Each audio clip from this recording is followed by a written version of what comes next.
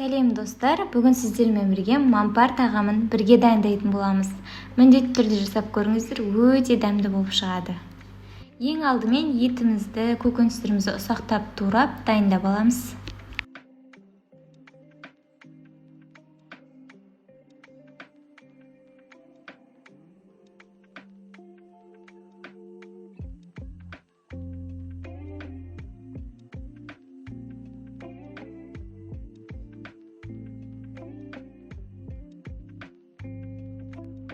Барлығын бірдей етіп, кубик қылып тураймыз.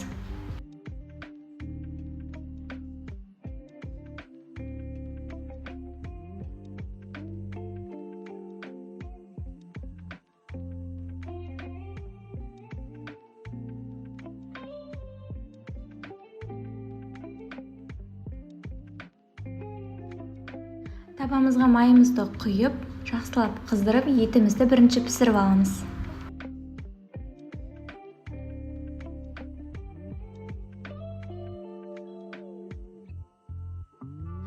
Пиязымызды салып, сарғайғанша қуырамыз. Бір қасық томат салып, бетін 5 минутқа жауып қоямыз.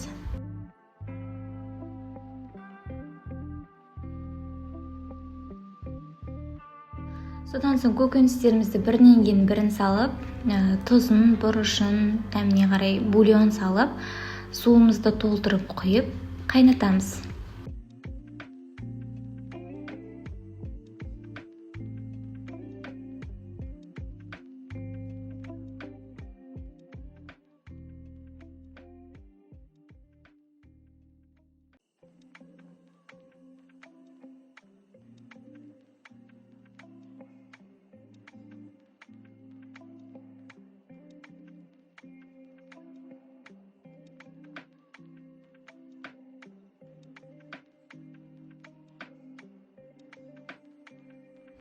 Енді мампарымыздың нанын дайындаймыз. Ол үшін бір жұмыртқаға жарты шай қасық тұз салып, кішкене су қосып, азғантай қамыр илейміз.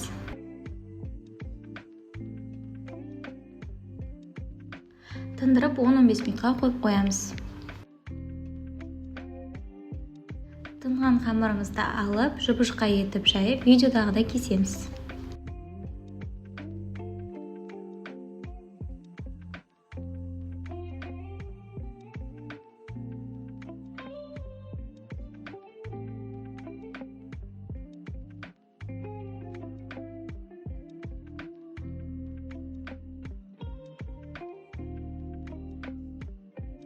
Қайнап тұрған сорпамыздың үстіне қамырымызды салып 15 минут қайнатып аламыз.